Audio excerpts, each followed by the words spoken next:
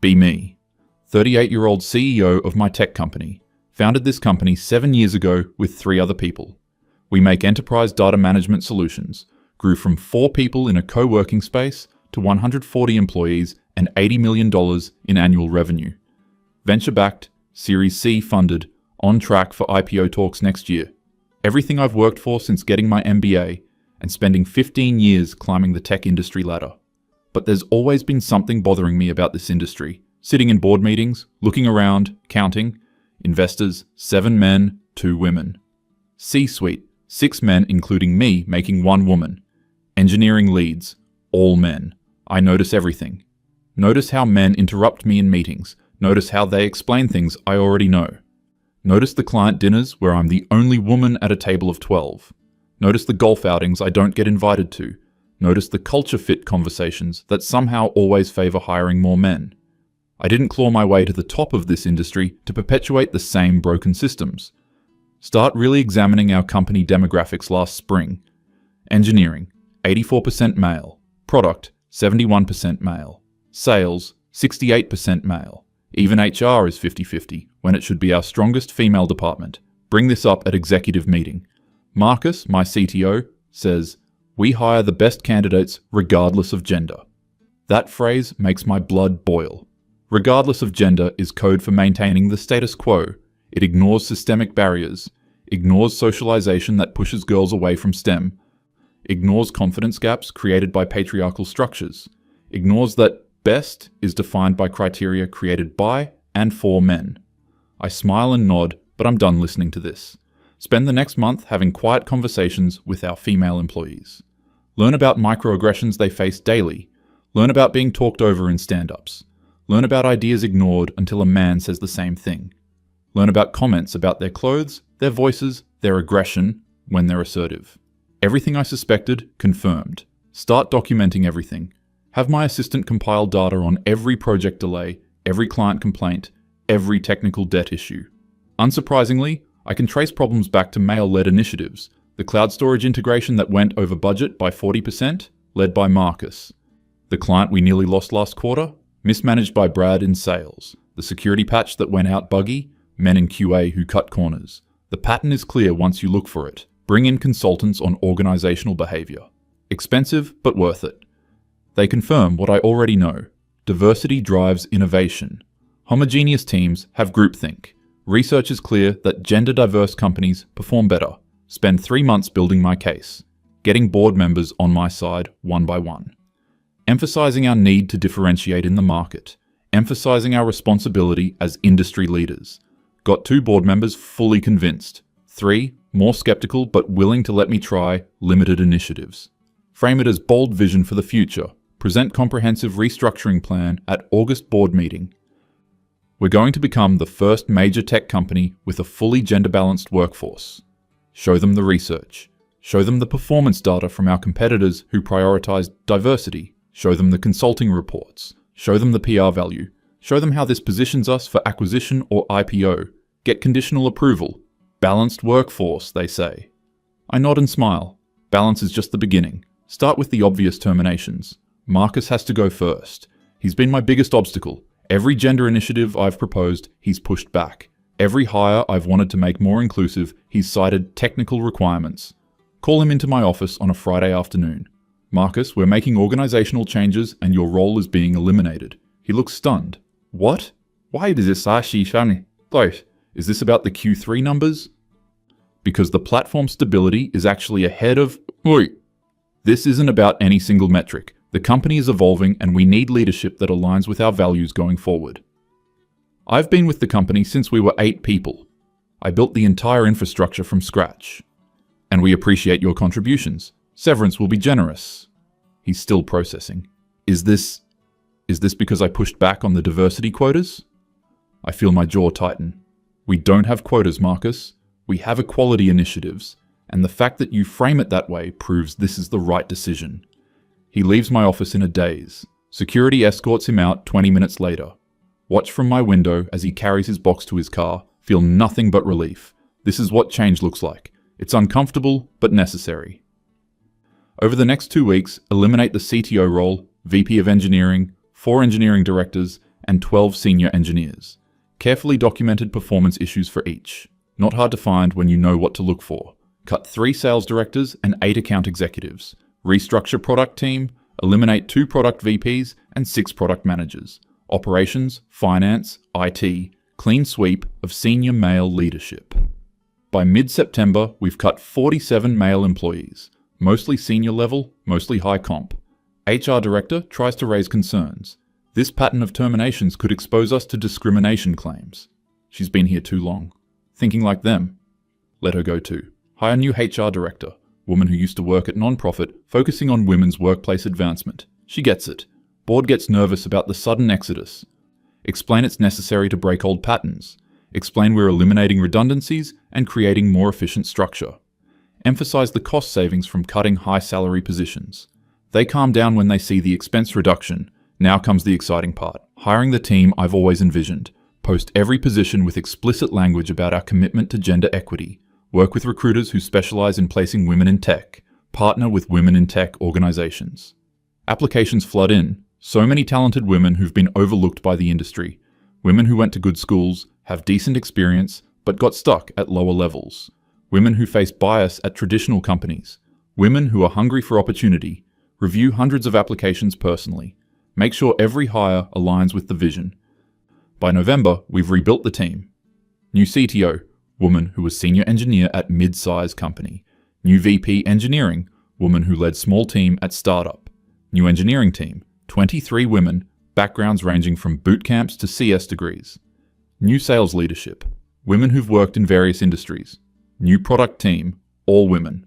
142 total employees now, exactly 3 men remaining in entire company.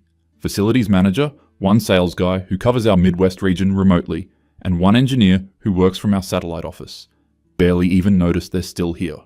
Look around the office in December. This is what the future looks like. Conference rooms full of women's voices. All hands meetings where women lead every presentation.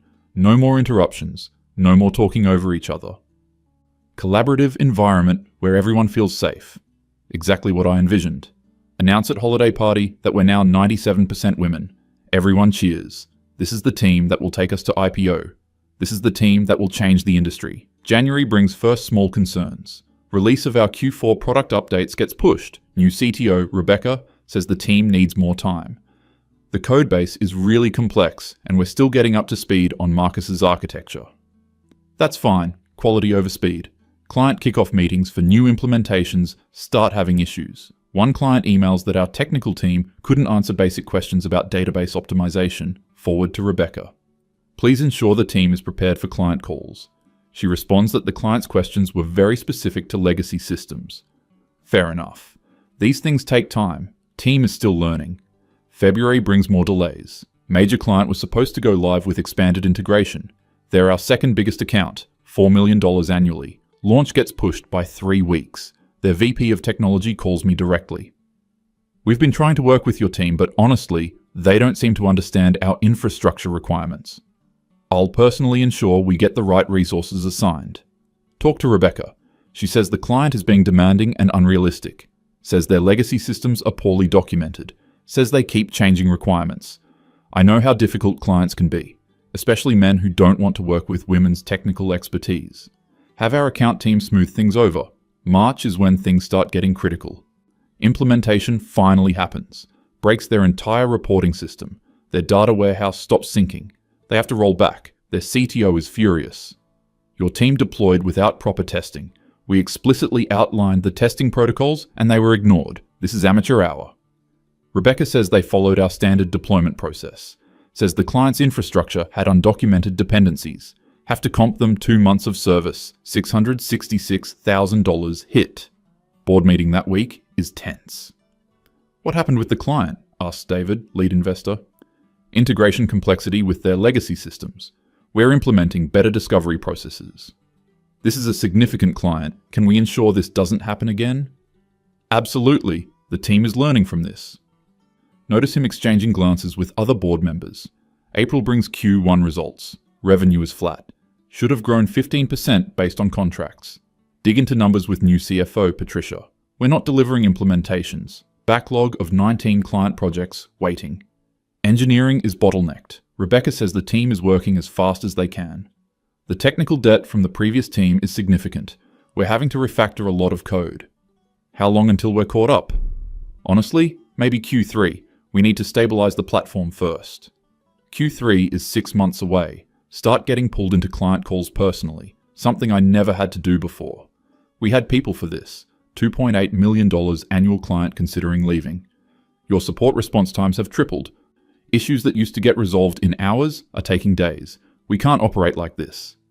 Talk to new support director, Michelle. The team is doing their best, but the issues are really technical. We keep escalating to engineering and they're overwhelmed. Talk to Rebecca again.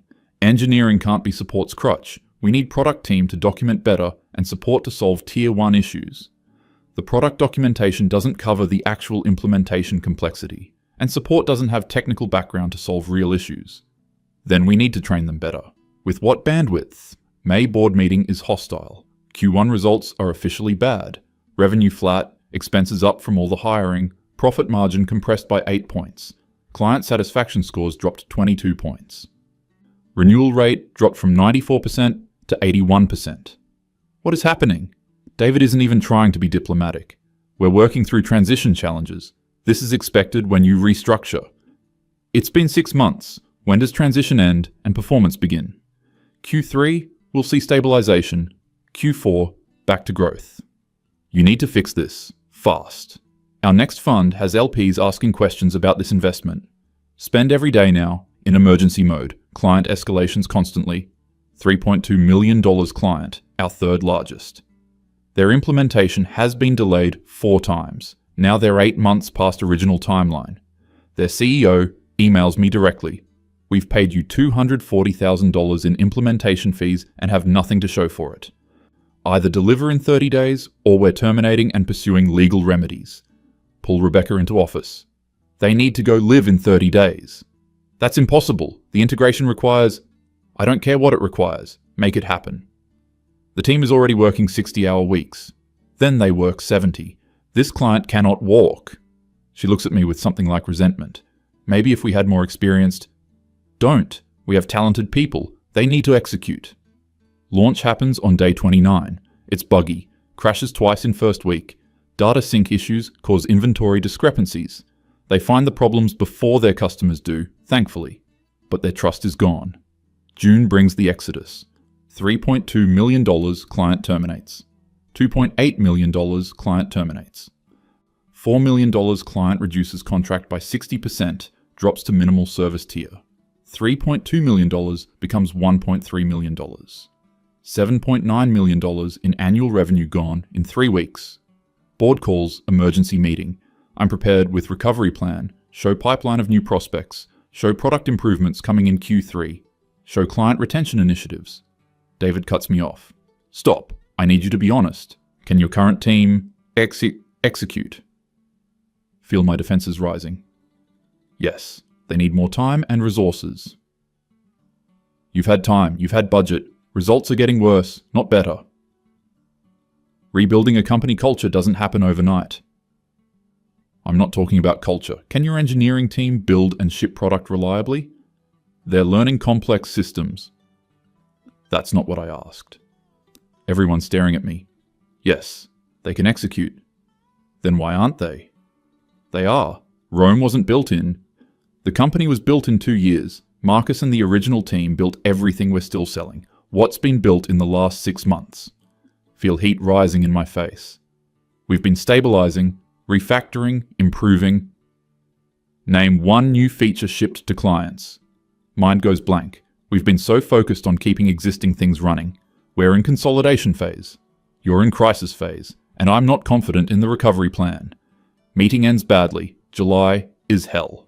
More clients leave. Implementation backlog grows to 27 projects.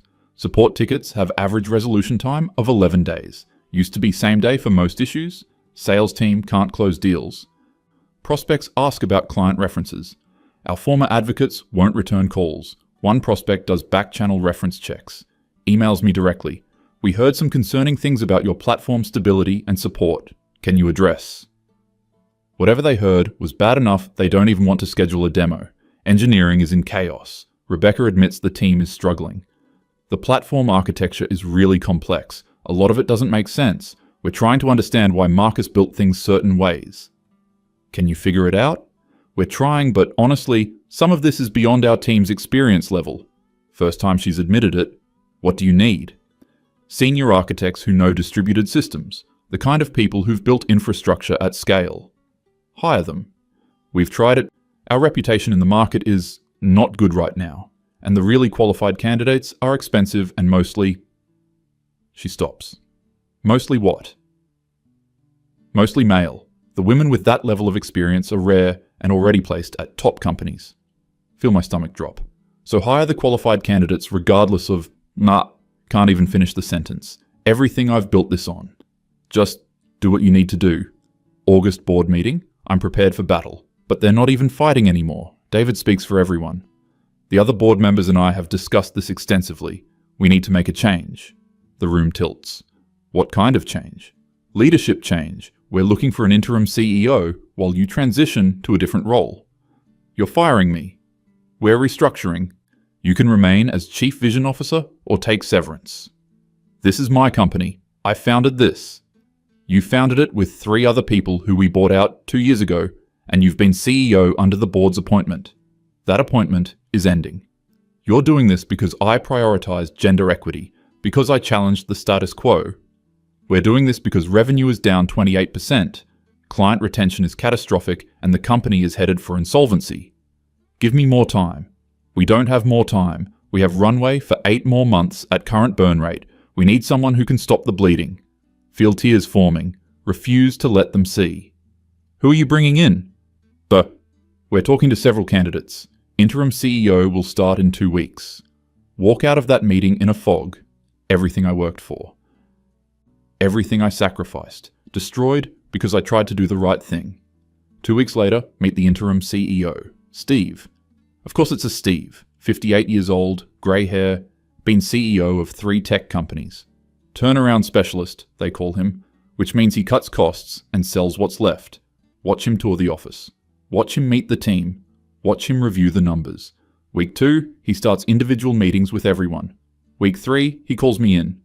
I've assessed the situation. It's worse than the board indicated. We're going through a rough patch, but you have 27 client implementations that are 3 to 8 months delayed. Your platform has critical technical debt. Your engineering team doesn't have the expertise to maintain the existing systems, let alone build new features. You're burning $890,000 a month and bringing in declining revenue. This isn't a rough patch. This is organizational failure.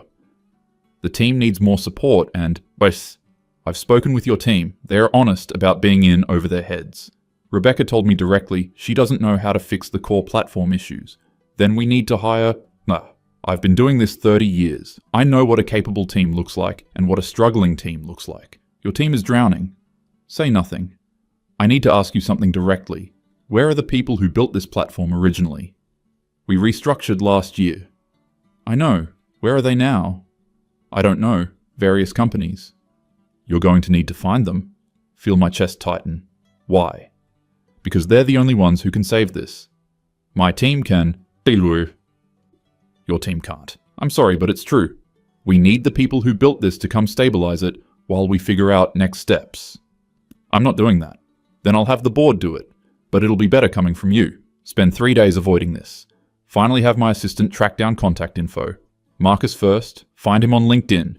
Now CTO at a well-funded Series B startup. His profile shows they just raised $40 million. Compose email. Delete it. Compose another. Delete it. Finally, just write simple message. Marcus, I hope you're doing well. The company is going through some challenges and we could use your expertise. Would you be open to a conversation about consulting? He responds in 2 hours. No thank you, that's it. Try to call him. Goes to voicemail. Marcus, please. I know things ended badly, but the company is in trouble. We need help with the platform architecture. Just a few months of consulting, name your rate. He doesn't call back. Email again.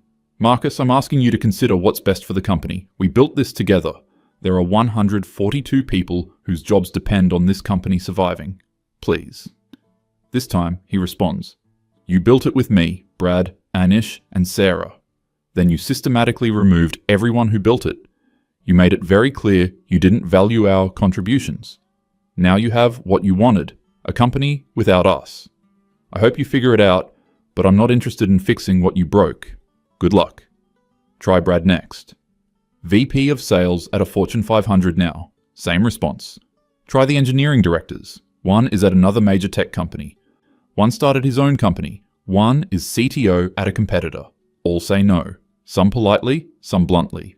One, Krishna, responds, "You fired me over a video call after 6 years of 80-hour weeks building that platform. Didn't even let me say goodbye to my team. Now you want me to come back and fix your problems?" Absolutely not.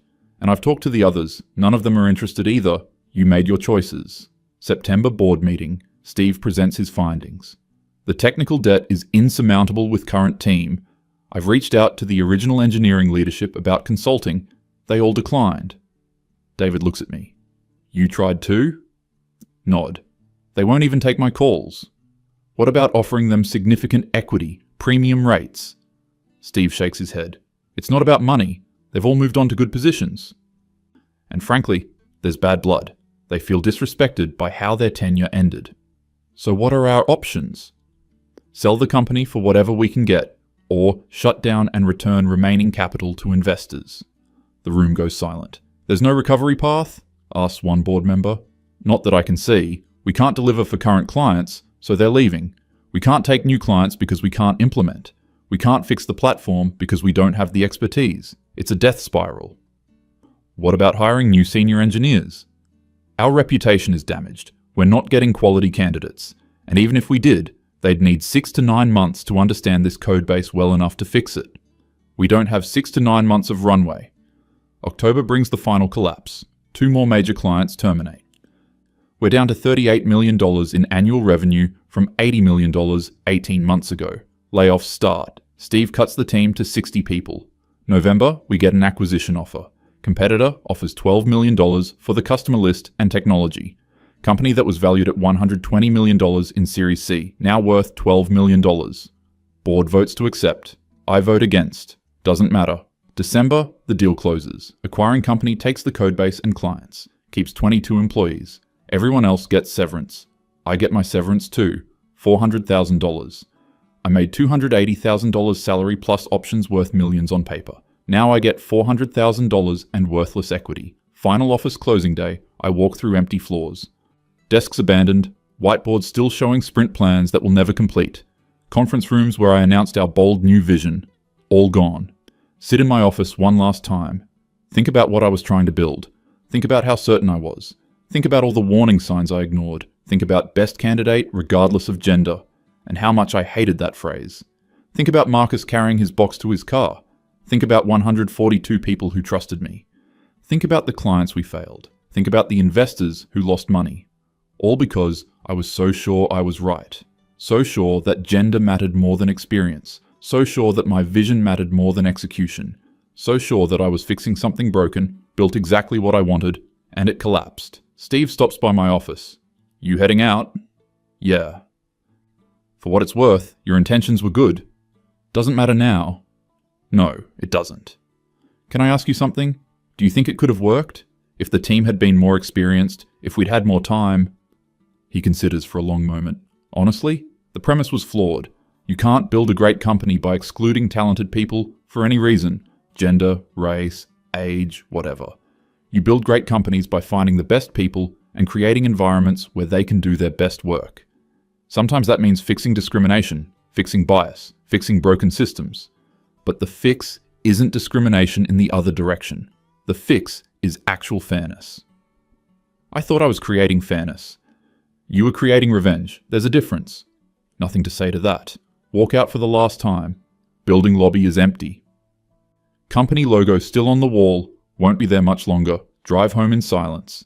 Apartment feels empty. Spent the last 2 years working 80-hour weeks. No relationship, no hobbies. Sacrificed everything for the company, for the vision. Check LinkedIn one last time. Marcus posted about his startup's product launch. Successful beta, major clients signed. His team looks happy in the photo. Diverse too, I notice. Women and men, different races and backgrounds. All smiling. All there because they're good at what they do. See Brad posted about hitting President's Club at his company. See the engineering directors thriving at their new roles. They all moved on, built new things, succeeded without me. While everything I built collapsed. Close laptop, sit in the dark. Think about the phrase I hated so much. Best candidate regardless of gender. Maybe regardless was the point. Maybe that was always the point. Too late now. The company is gone. My reputation is destroyed. My fortune is gone. My certainty is shattered, and the men I was so sure I didn't need. They're doing just fine without me.